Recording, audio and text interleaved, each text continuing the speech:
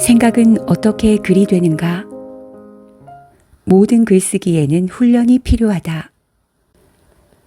독서는 지식이 많은 사람을, 토론은 준비된 사람을, 글쓰기는 정확한 사람을 만든다. 영국의 철학자 베이컨의 말이다. 이 말에는 교육 방법의 핵심이 담겨 있다. 즉, 독서나 강의, 토론, 그리고 글쓰기가 어우러져야 한다는 것이다. 베이컨의 말을 염두에 두고 우리 교육을 되돌아보면 무엇이 잘못되었는지 바로 파악할 수 있다.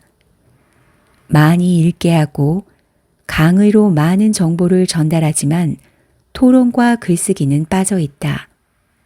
토론과 글쓰기가 빠진 독서나 정보 전달만으로는 생각하는 힘을 키우기 어렵다. 토론을 통해 정보를 공유하고 비판하는 가운데 새로운 생각을 떠올릴 수 있고, 글을 써야 생각을 정리하고 정리된 생각을 담아낼 수 있다. 모든 글쓰기에는 훈련이 필요하다. 목이 마르다고 물을 벌컥벌컥 마시면 체할 수 있듯이 관심 있고 재미있다고 해서 무턱대고 많이 읽기만 해서도 안 된다.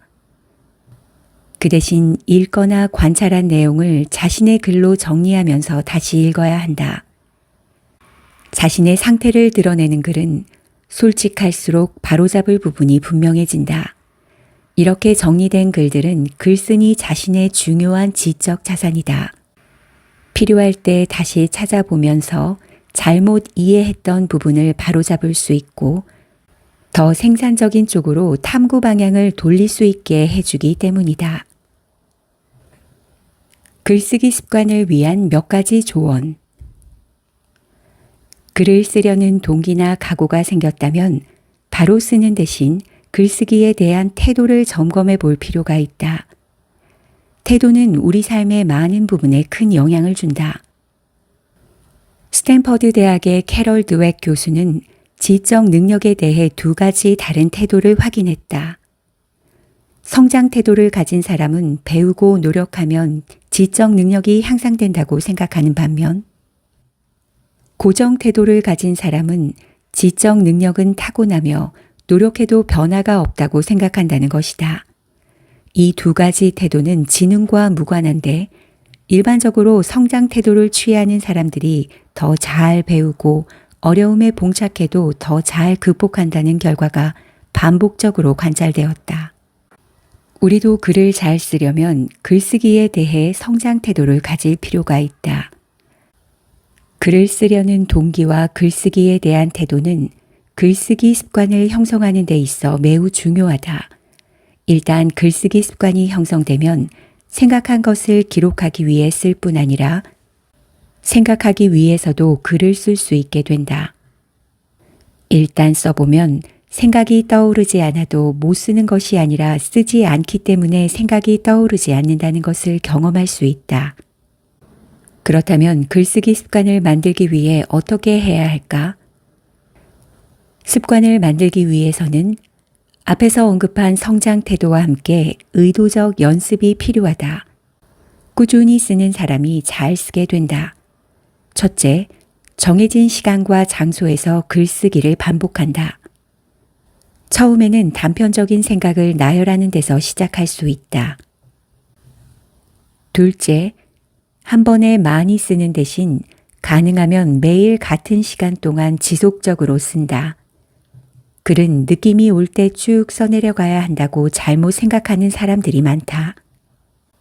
하지만 실제로 느낌이 올 때 많이 쓰는 사람과 매일 조금씩 쓰는 사람들이 쓴 글의 양을 비교한 연구 결과를 보면 매일 쓰는 사람이 훨씬 더 많이 쓴다.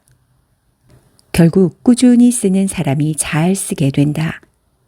셋째, 주장이 담긴 논리적인 글은 특정한 목적을 가지고 쓸 때 더 성과가 좋다.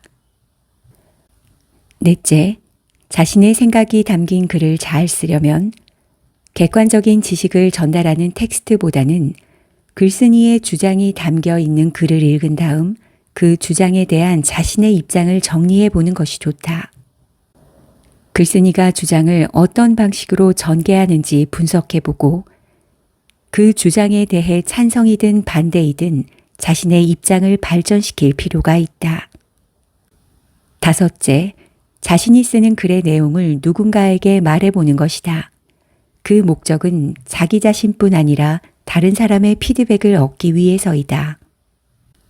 들어줄 사람이 없다면 혼잣말처럼 중얼거려 보는 것도 하나의 방법이 될 수 있다. 이렇게 해보면 하고자 하는 말을 명료하고 쉽게 쓰는 데 도움이 된다.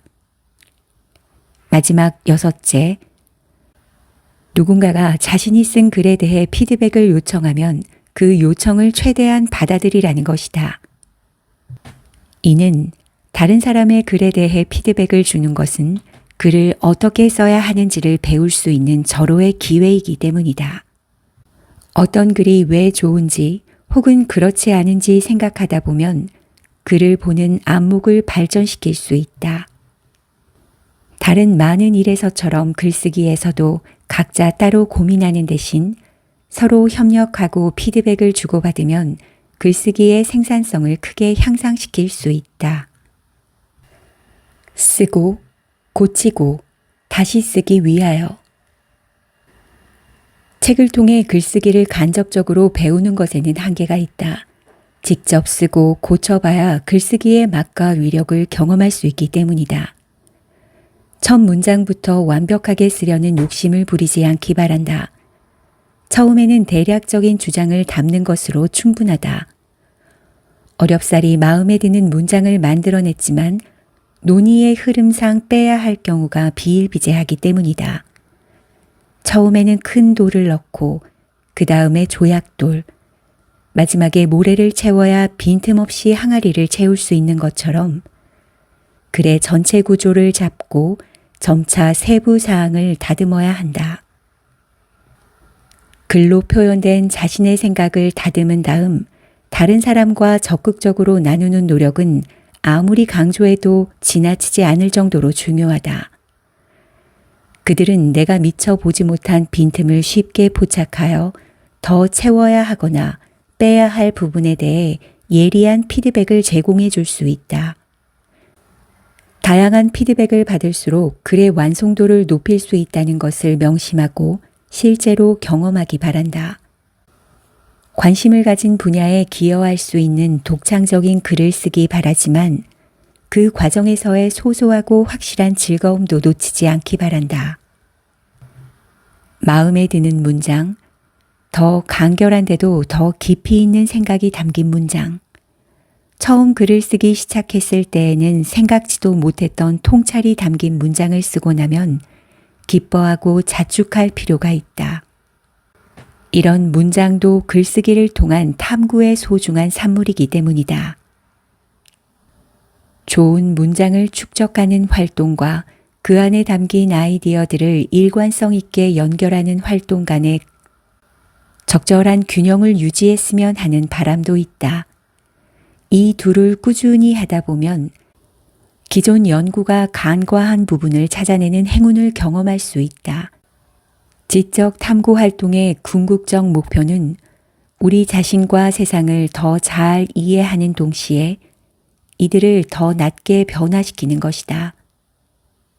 지적 기초 체력을 바탕으로 꾸준히 노력해야 가능한 일이다. 지적 기초 체력을 다지는 멋진 선수가 되기 바란다. 선수가 경기장에서 자신의 기량을 마음껏 발휘하려면 연습, 그리고 연습이 필요하다. 우리에게는 쓰고, 고치고, 다시 쓰는 연습이 필요하다. 그러니 지금부터 쓰자.